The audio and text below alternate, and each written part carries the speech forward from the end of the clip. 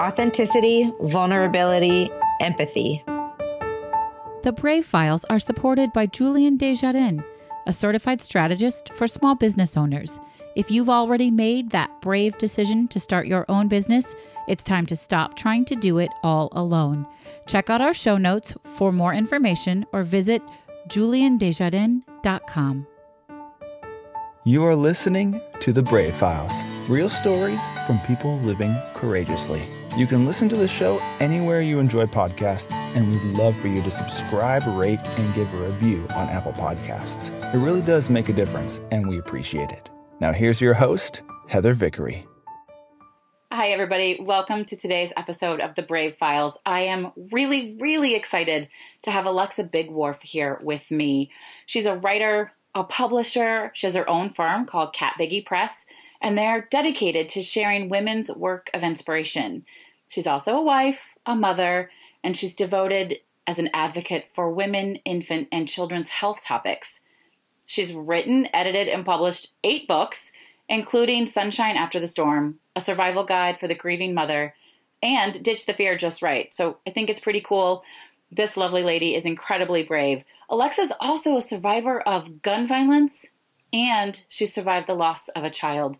But I'm going to welcome Alexa and let her tell us a little bit about who she is in her own words. Alexa, welcome. Hey, thank you so much for having me on the show. Glad to have you here. That was some sort of strange ding in the back. Alexa, tell us a little bit about who you are from your perspective and how you stepped into your bravery. Well, I guess it's been a work in progress throughout the year. So, I don't know, life just kind of happened, and I've tried to adjust and grow and maneuver what I do in life based on my personal experiences. So basically the biggest things that have happened to me in my life, I've taken those and I've molded them into, I guess, trying to grow a life that improves upon the bad things that happened to me, if you will. Yeah, I hear that. So one of the reasons that I invited Alexa to be on the show, we live in this really fraught environment here in the United States, at least. And Alexa is a childhood survivor of gun violence. Will you share that story with us? Well, thankfully, it didn't get to the escalation point of violence. But yes, when I was in 5th grade, I was 11 years old, and we were waiting at the bus stop one morning. This was back in the late 80s. We didn't even think about guns, or it certainly wasn't a worry to us like It is to our children right now. It wasn't even something that was on our radar. But one of the older siblings of one of the girls in my grade showed up at our bus stop, and I don't know what was going on with him, but he was angry and ragey. And next thing I know, he was pointing a gun in our faces. Thankfully, the bus came along when it did, and the next few hours were spent. As soon as we got to the school, we were met by the sheriff's department and the principal, and those of us who had been at the bus stop were ushered off to hours of basically debriefing and figuring out exactly what was going on and trying to put the situation in context and figure out who this kid was and what he was doing and all those kinds of things. And eventually they did catch the kid. He had a loaded handgun on him that was registered to his parents, and they did catch him at his high school with the loaded gun, by the way. Oh, wow. So, yeah. Okay. So what did you learn about, do we know why? Not that it, I guess, really matters, but why he decided to threaten and potentially attack a bunch of 5th graders at the bus stop? He was angry at his sister over something. So he was going to kill her, and because we were there, luck of circumstances, I suppose. Wow. So, you're right. Luckily, it didn't become, it was violent, right? You said it didn't become violence, but that is violence. Just fortunately, no one actually got physically hurt. But has that shaped your life as you've proceeded, having that experience and knowing that fear? What has that done for you along the way? A lot of things, actually. It really, from a very young age, made me realize, even at a time when gun violence wasn't something that we talked about, it put it at the forefront of my little 11-year-old mind. And from that point on, I can remember wanting to do things like become a lawyer so that I could put away bad guys with guns or things like that. But I was actually afraid to go through with that because I was scared that somebody might kill me if I were to do something like that, which seems like a very, strange paranoia for an 11-year-old to have. But I suppose when you realize that people do have guns and they do use them and they might want to stop you from doing things to take away those guns, so it stopped me from going that route. However, as I've gotten older, in particular with my writing on health and advocacy for children's health topics and things like that, it stemmed from something completely different, a completely different tragedy in my life. But gun violence and death and accidental shootings and things like that is actually a declared public health issue by the World Health Organization. So it's definitely something that fits into that scope. And it's something that as I saw the opportunity to use my voice against, all of these types of things that are happening, I certainly was one of the first members of the Moms Demand Action in Columbia, South Carolina. The stats are so shocking. It's so shocking. There's over 300 accidental deaths a year of small children in our country and over 500 deaths by suicide by teens who have access to a gun in their home every year. And those are old numbers. I'm sure it's worse now. But that's just accidental shootings in the home. That doesn't even start to cover all the other things, the mass shootings, the school shootings, the gang violence, anything like that. So it's just really been important to me to be on the side of common sense gun regulations and making it more difficult.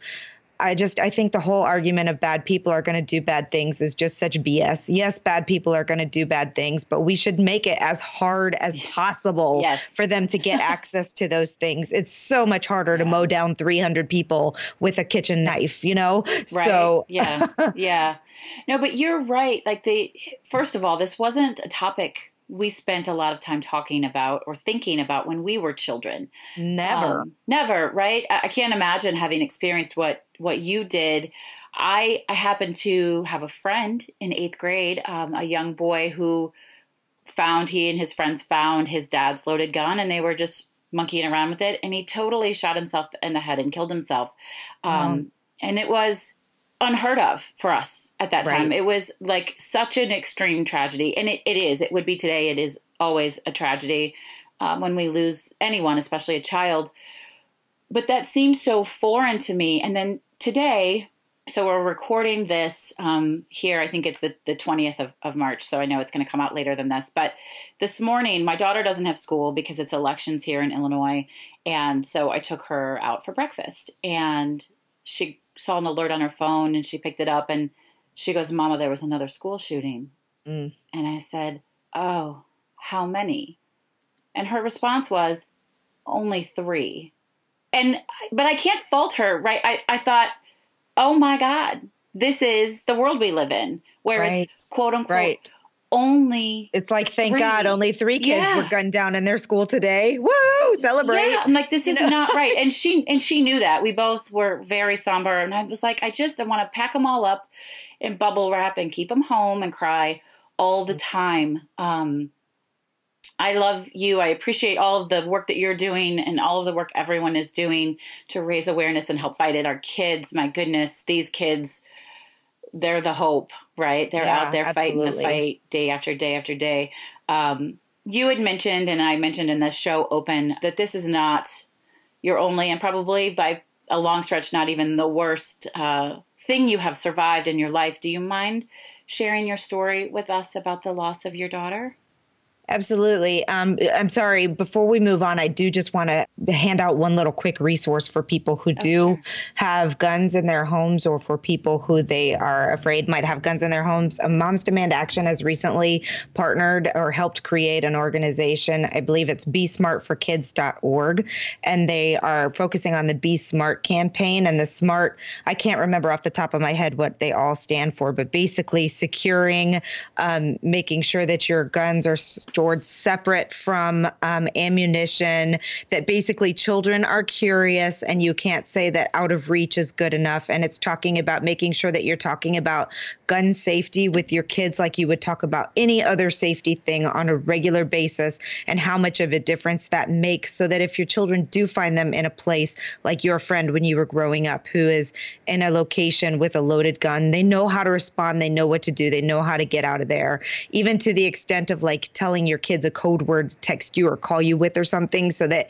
you can get them out of a situation without them feeling like they're being nerdy or something, you know, because that's always a fear of teens, that like, oh, my friends are doing this and they think it's cool. I don't want to look like the loser or whatever. So Be Smart for Kids is a great organization to help you just prepare your kids for the possibility that they could be around guns, and help you educate other people and yourself to store weapons so that accidents don't happen as frequently. That's awesome. That's my plug for that. No, I appreciate it. And we're going to have all of this in the show notes, right? There'll be links to everything, anything that Alexa mentions will be on there. So if you want to learn more, you can do that then and there. I would guess that another part, I mean, I'm a mom, and our worst nightmare ever is to imagine losing one of our children. So obviously I have the empathy and compassion for any parent who's lost a child, no matter what age. And to see these senseless shootings that could be prevented just really, really, really gets me deep. And largely because I know the pain of losing a child, and I held my daughter as she breathed her last breaths, and her death was not preventable. So I had twin girls, my third pregnancy, unexpectedly. Anybody can have twins, apparently. I thought it was all genetic, but that's only fraternal. They don't know what makes the egg split for identical twins. So if you can get pregnant, congratulations, you can also have twins. So we were very surprised with our third pregnancy to find out that there were two babies. And every time I went back, I was sure they were going to tell me that one heartbeat went away. But the girls continued to grow. And when they were 20 weeks, when I was 20 weeks pregnant, I found out that they had a syndrome called twin-to-twin transfusion syndrome. This is a syndrome that affects identical twins, babies that share a placenta, basically. They don't share it equally. And one baby receives entirely too much fluid, which just wreaks havoc across their system all around. And the other one doesn't receive enough fluid, which obviously causes a whole lot of other problems. They wind up growth restricted, and it's a very, very dangerous syndrome. It is 100% fatal if not treated in some way, shape, or form. There are various types of treatment, and those different types depend on how far along you are in your pregnancy and all kinds of different factors, and have different levels of success. So our girls were born 10 weeks early, which was a blessing, even though most parents would not ever want a child born 10 weeks early. The fact that they made it to 30 weeks made a tremendous difference in our little one's survival chances. She had just cleared viability, basically, in terms of weight. Even though we were at 30 weeks, she was the size of a 24 or 25 weeker at 1 pound, 10 ounces. And just a little fighter. And her story is great. She did spend 12 weeks in the NICU and had several scares and several surgeries and all kinds of fun stuff. But she is I wouldn't call her normal, but a healthy 6-year-old today. Her sister, on the other hand, was the recipient, and she was receiving way too much fluid. It caused her heart to stop functioning. The entire right side of her heart quit working, which led to a further buildup of fluid in her abdomen and around her heart, pretty sure in her brain, pretty much everywhere fluid could build up. You know, for a while, the doctors were kind of optimistic. They thought we could, as long as she was born and we could get her life flighted to the coast where there's a medical place where they could have done open heart surgery on her. And, you know, they talked about that stuff for a while, and then they stopped talking about stuff like that. And she was born, and they could never get her stabilized. So she was with us for 2 days, and then she very quietly left us. So, you know, that's been obviously a life-changing event. Yeah. I have Alexa before Catherine and Alexa after Catherine, and, you know, Alexa after Catherine views life completely differently, and views healthcare and advocacy and maternal and infant health and gun violence and life and living fully and all of these things completely differently now. And we try our best to really experience life. Yeah. I love that. You try your best to really experience life because it's fleeting, right? It is fleeting. We don't have any promises. Absolutely not. I mean, as the people just driving down the road in Miami the other day found, when a bridge just fell on top of, I mean, you just don't know. You just don't know how long you have.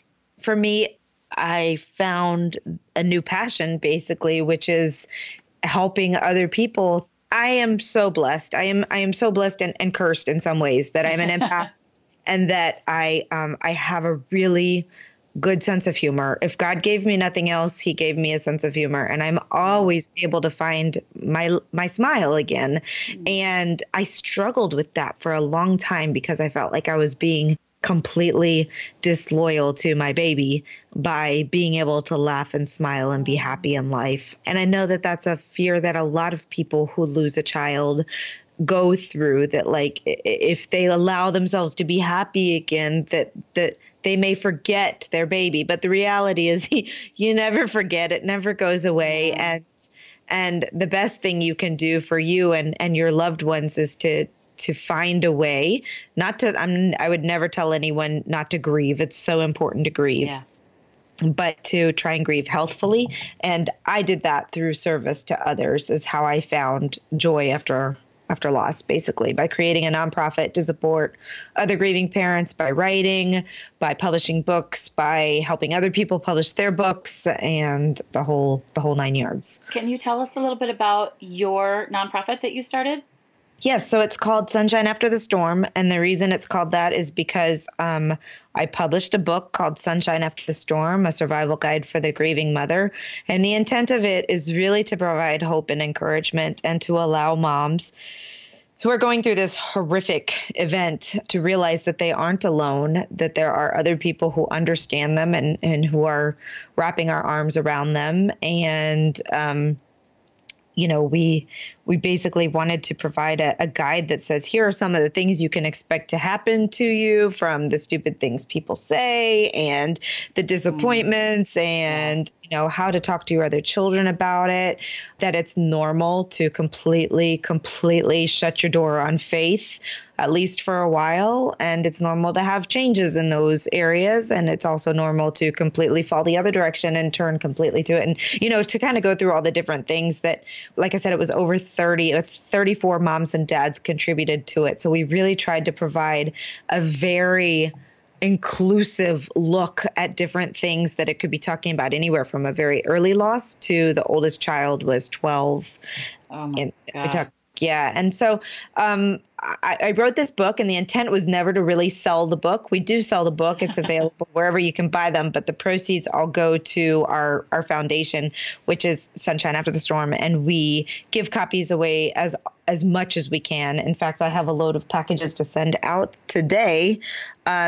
It's free of charge. When somebody requests a package, we send it out. And at first it was just free copies of the book. And then I was like, but I want to put other stuff in there, because I received some packages from strangers and it touched me in a way that I could not even describe to you. Just to think that somebody else who didn't know me from Adam could take the time to put together a little package and send to me to let me know I was loved and my baby was not forgotten. So, wow. so what goes in those packages?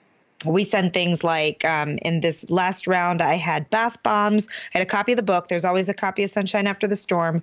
We have some pamphlets on dealing with grief and loss from the March of Dimes. We have I don't know if you're familiar with Janberry, but I created some infant loss awareness wraps. So we put in a package of like nail stuff for them to wear, the nail wraps if they want to show their support of, or just to have a symbol of infant loss, pregnancy and infant loss awareness. There's usually a pair of fuzzy socks. There's usually some things like tea or chocolate, chapstick, other things like nail polish or things like that to brighten up and cheer up your day. The point really is to give mama permission to take care of herself. Feel good stuff. Exactly. Yeah. Is there anything that you'd like to include in these packages but just haven't been able to include yet?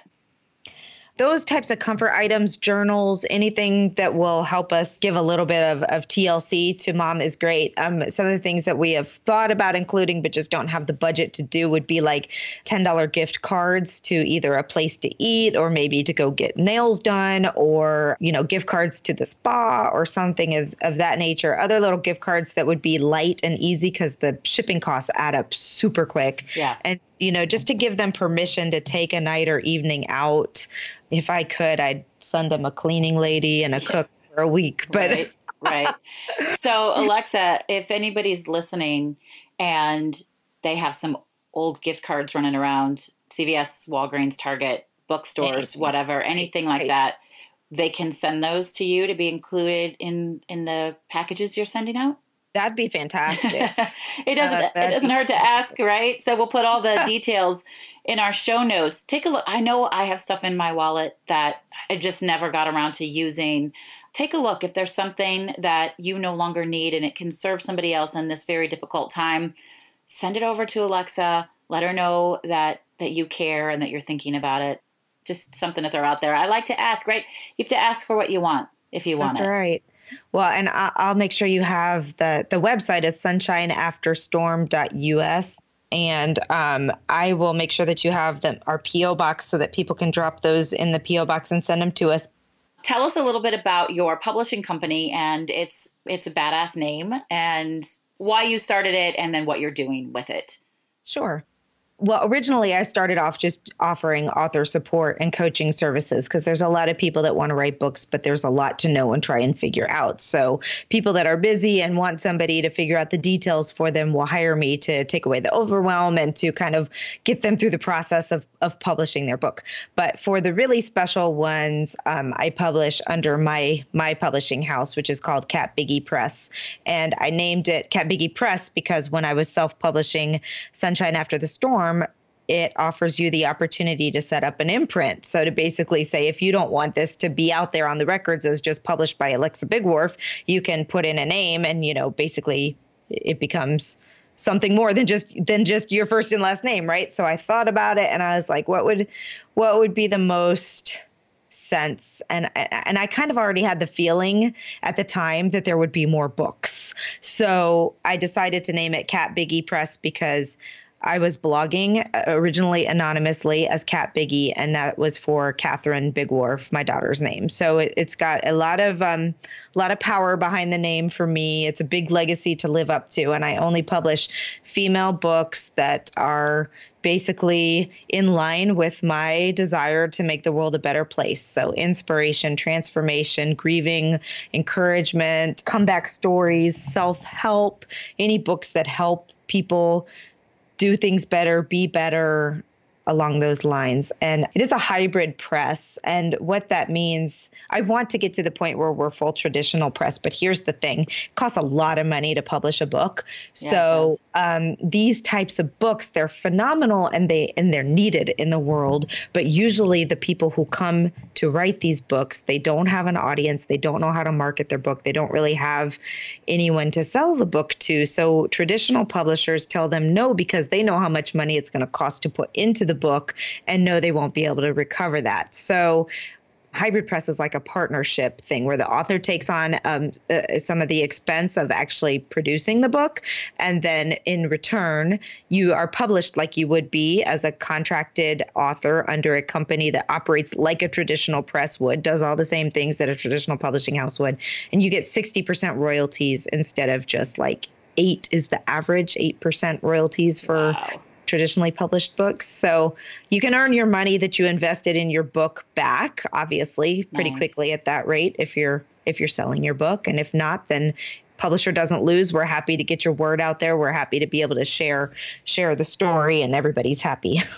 That's great. I mean, I'm sure we have people out there who have a story to tell. And if you think it fits into this category, reach out to Alexa at Cat Biggie Press and maybe you guys can work on something together. Alexa, I'm just curious, was there a moment in any of this where it occurred to you that you were deep in your bravery? Like, oh my God, I'm doing this thing and this thing is scary and I'm owning it. I think, that's a tough question, but I would say like every day feels scary to a certain extent. I mean, Sure. I think all of us feel, okay, I'll put it this way. I'm a very vanilla person, and I don't mean that as a white woman. I just mean like I am very like I don't like conflict. I don't like people to feel upset or unhappy. So for me to take a stance on any issue and say, you people are wrong. I don't like to tell people they're wrong. So it's been very important to me that on anything that I do it from a very thought out process and make sure that I come forward from a place of why it's important, how we can make the world better, how it impacts us as people, how it impacts our children. And I think if you can take almost any subject, a reasonable person who has children and wants to protect them and do right by them will be willing at some point to listen. Maybe. At least that's my hope, right?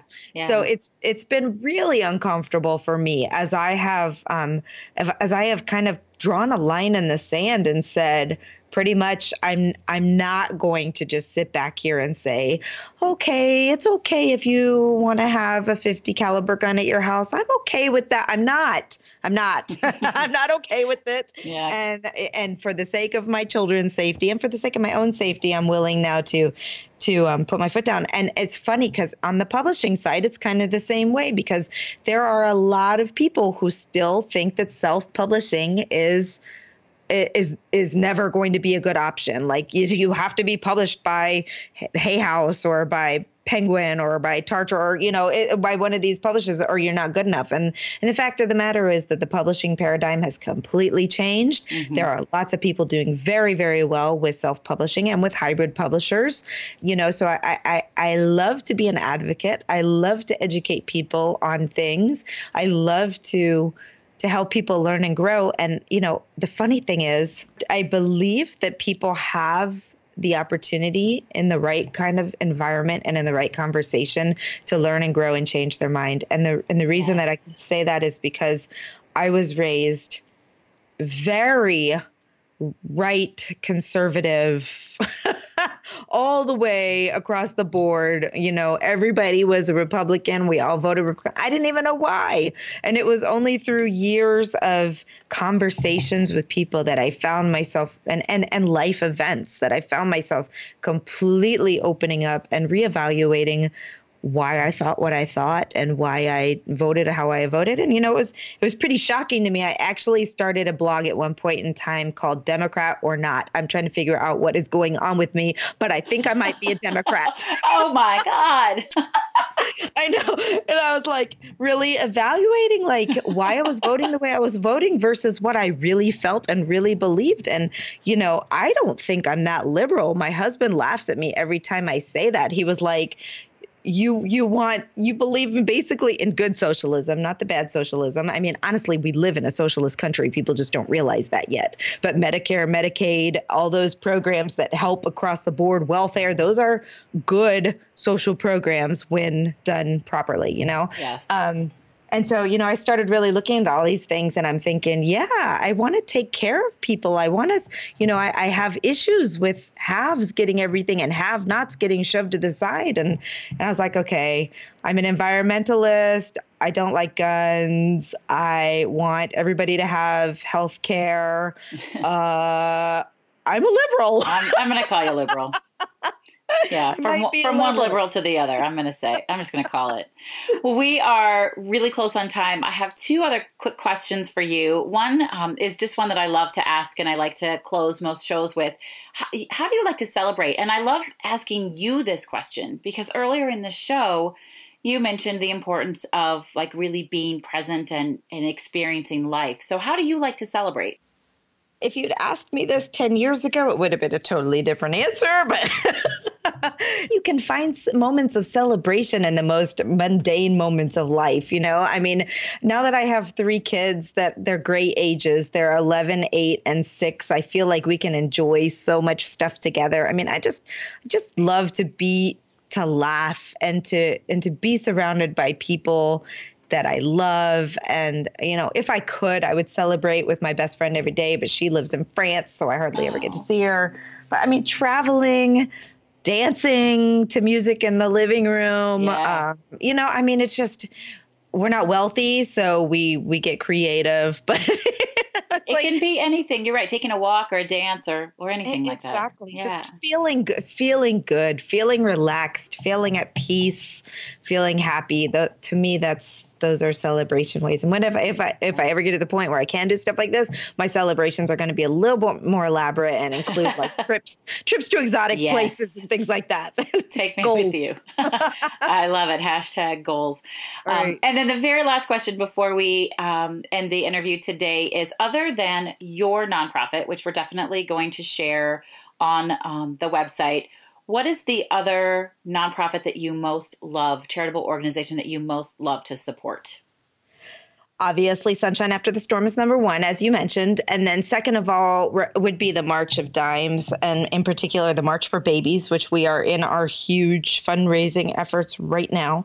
And, I had heard of the March of Dimes prior to our NICU experience, but I didn't really understand or know how much money, research, and effort they have put into changing all of our lives, not just preemies and babies born with birth defects, but every single baby in the in the United States in particular benefits from the research done by them, from all of the newborn screenings, which go through and check you for all kinds of things. Numbers of babies have been saved because of heart defects that a tiny little pulse oximeter that was placed on their finger detected before the baby went home, saving their life. And these are just things that the March of Dimes has done to help all babies. But prenatal vitamins, better maternal care, testing and research to find, all these things. I really like, if there's one organization that really, really, really has made a tremendous difference and life-saving things, I know for a fact Karis would not be with us today had it not been for all the advances made in neonatal care because of research and funding and training directly from the March of Dimes. And it's my goal to raise a lot of money because I know that money equals power and influence. And I want to direct some of their research and education and training and all those types of things to twin-to-twin transfusion syndrome, because it is, even though it hits a small percentage of the population, it's a huge percentage of that small percentage that are diagnosed with it. And since we went through TTDS, I have come across so many people who have either lost both babies, lost one baby, or had severely preterm babies because of TTDS. So it's hugely important to me to make an impact here. Yeah, I feel like we have to wrap up now, but I feel like we could have 2 or 3 interviews, Alexa. We could just keep doing this. I'm like, I don't know how to stop. There's so much more we could dig in with each and every one of these topics. Alexa actually has her own podcast. What's the name of your podcast?